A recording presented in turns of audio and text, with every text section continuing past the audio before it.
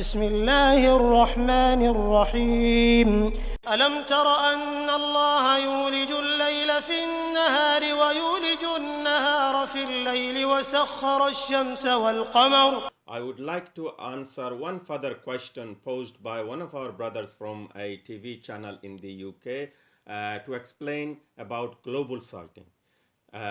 Because some people are saying that if we are not seeing the moon on the UK horizon, can we get it, say, from America? They will see the moon on the same Gregorian date. Now, before I comment on it, I'd like you to look at a map of day and night.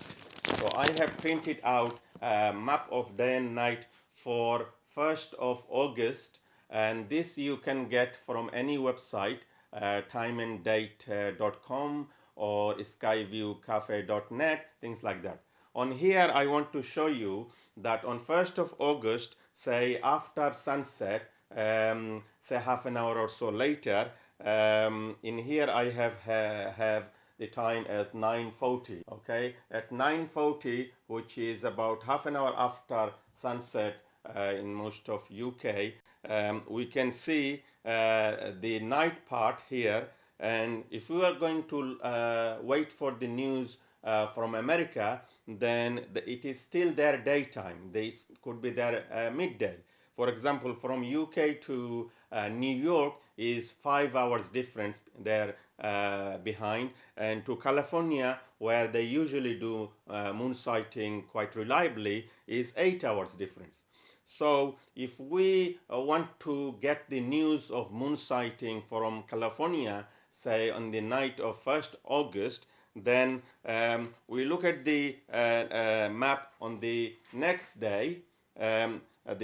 When it is past their sunset, their Isha time. So their Isha time, say again 9:40 p.m. That's GMT -7, and we are GMT +1. So that's your 8 hours difference. And now at that time, when it's their past their sunset, the time in UK has gone past midnight, and the sun has already risen on the 2nd of August, and it's our next day.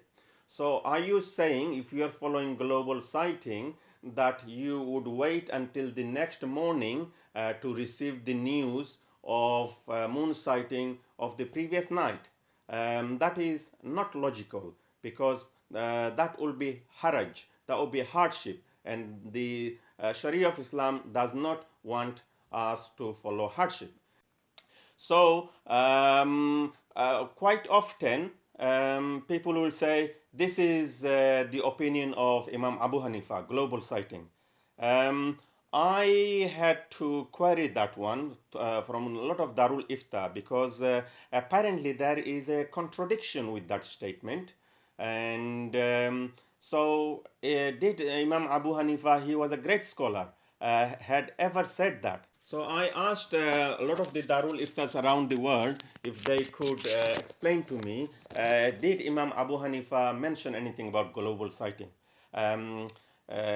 Ikhtilaf matali means difference of horizons, like London sunset and York sunset where I am, there will be about 10 minutes difference. So we have our difference of horizon in terms of Maghrib prayers or ending the fasting.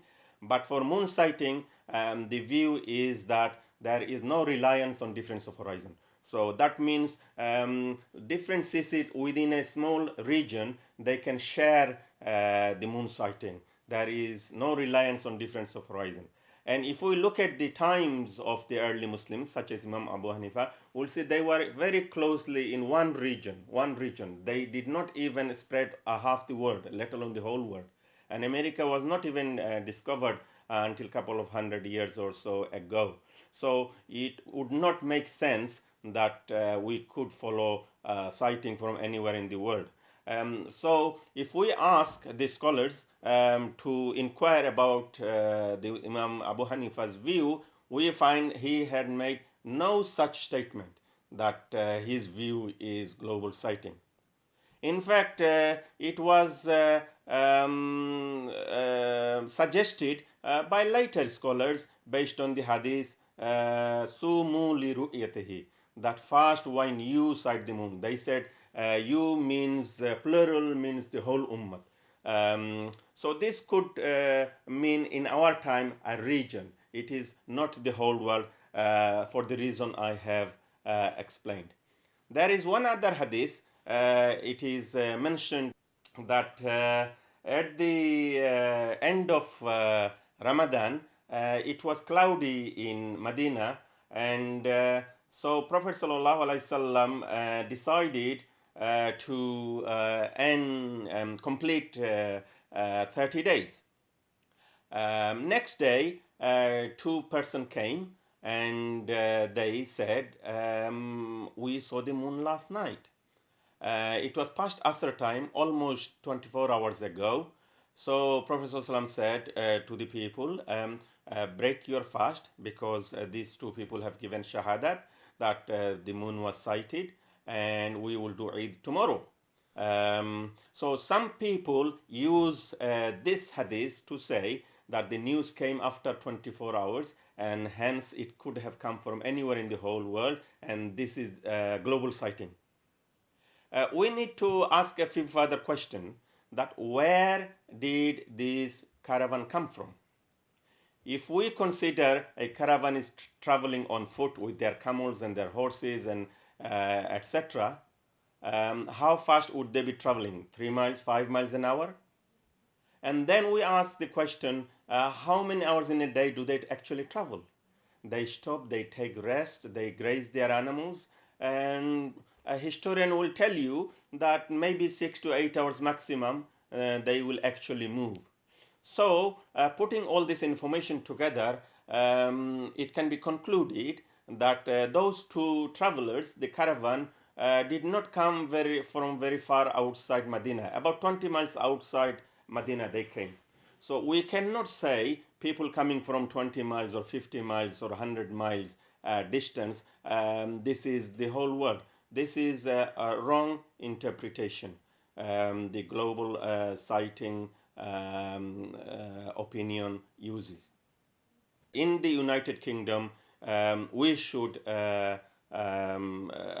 develop our own moon sighting throughout the country, and when it is technically possible, we have found that even though it is cloudy, if we do some pre-planning, we are able to see the moon. And we have done so over many years, and we have the data on Moon Sighting UK website.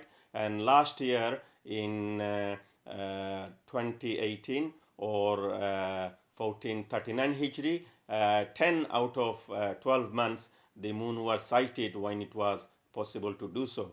And it is a communal obligation, and we should not outsource it to foreign countries who are not accountable for their decision to us. So we should take responsibility ourselves and organize our own moon sighting.